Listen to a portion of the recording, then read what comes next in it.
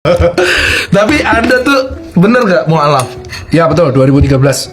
Karena ngikutin bapak. Jadi Oh, bapak tuh Islam, ibu Katolik. ibu Katolik. Ya makanya kalian yang mengatakan pernikahan beda agama, ya ibuku di situ, tapi ngikutin pernikahan Islam biar sah. Ah, Jadi ibuku tuh meyakini Katolik setelah nikah. Ruwet dan meyakini aku Katolik. tunggal. Pokoknya Anak keluarga tunggal lagi? Tunggal, aku tunggal. Duh, gimana itu Pak?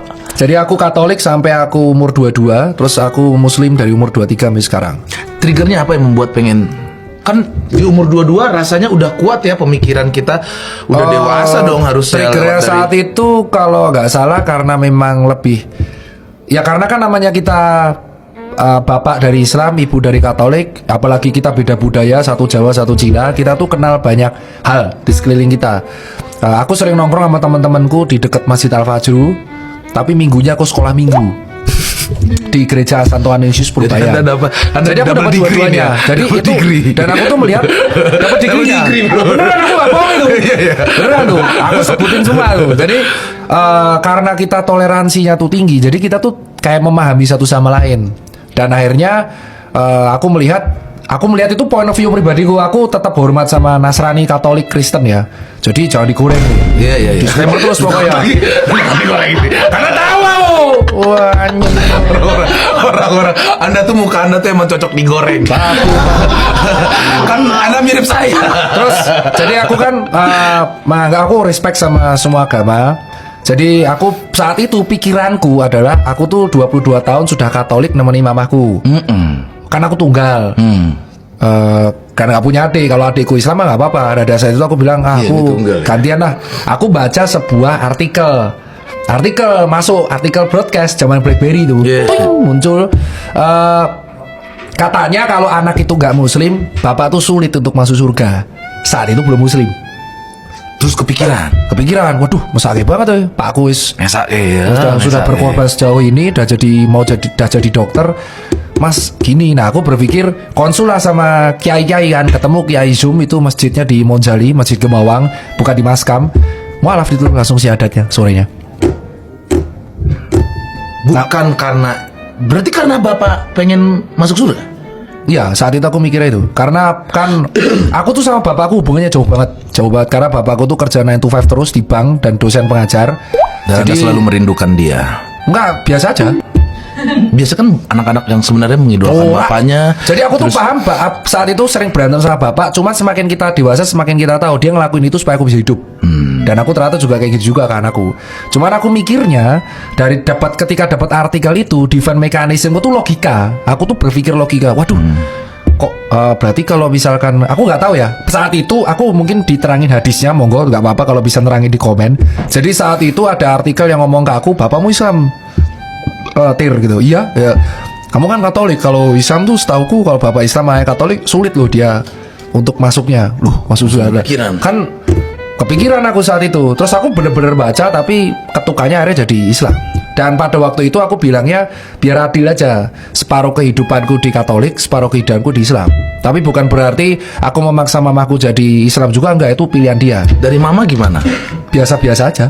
Nggak apa-apa waktu itu. Nggak apa-apa. Aku udah dibaptis sama Krisma. Nama baptisku tuh Petrus, nama Krismaku Andreas Andreas Petrus. Andreas Petrus. Iya, itu. Terus aku pas jadi Muslim ya udah, nggak apa-apa, biasa-biasa aja. Dan pada waktu itu heboh. Dipikirnya aku ikut apa namanya aliran ini. Bukan, memang saat itu aku ngobrol sama bapakku juga kaget. Bapakku nggak maksa, tapi aku kepikiran aja. Oh, 20 tahun kan, biar aku kepikiran sebagai anak tunggal aja, biar adil. Kan aku berdigasan banget ya. Jadi aku mikirnya kan selama aku hidup aku tuh pinter tapi arogan. Ente sendiri merasa juga Oh begitu? iya merasa, karena memang aku pas kuliah SMA memang kayak gitu. Aku sering ngerocokin guruku kalau goblok. Dulu aku kayak gitu. Berantem sama guru? Iya, karena aku olimpiade tuh 4 kali, fisika, matematika, biologi, kimia tuh 4-4-nya ikut. Yang satu lulus provinsi. Jadi karena aku pinter, aku tuh jadi arogan banget. Dan aku mikirnya selama aku hidup aku tuh terlalu membanggakan akademis. Sampai sekarang juga masih, walaupun bisa terkontrol. Nah aku mikirnya kalau aku kurang ajar terus, setidaknya sekali ini agak membaik lah. Bukan berarti Katolik jelek, enggak. Aku tetap menghargai. Jadi ketika ada perdebatan di Twitter dilarang mengucapkan selamat Natal, pohon Natal, gak relate itu di kehidupan keluargaku. Keluargaku udah lebih kompleks dari itu. Kita udah nggak mendebatkan hal itu lagi. Ya. Keluargaku di Boyolali itu Muslim semua. Muslim Taat semua, lagi? taat, Muslim semua taat. Dan papaku itu mau janji naik haji kalau misalkan aku udah kelar kuliah kan S2 sama aku udah mau S3.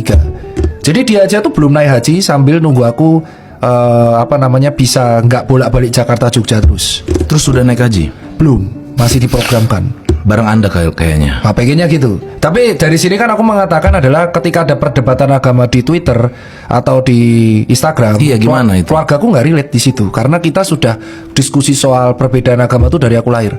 Dan aku sudah menghadapi perbedaan itu dari aku lahir. Dan Anda melihat perdebatan agama sekarang bagaimana? Orang itu jadi gini, kalau belajar ilmu jangan setengah-setengah. Belajar ilmu itu keseluruhan baru sharing. Orang yang belajar ilmu setengah-setengah dan langsung sharing itu akan menjadi lebih sok tahu. Jadi kalau Anda mau belajar agama, carilah guru yang tepat untuk dirimu. Carilah guru yang Guru tepat ya. untuk.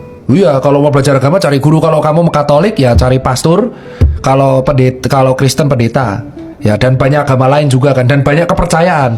Jadi aku di sini tuh selalu menghindari kayak contoh ada perdebatan agama, aku pasti mundur di situ.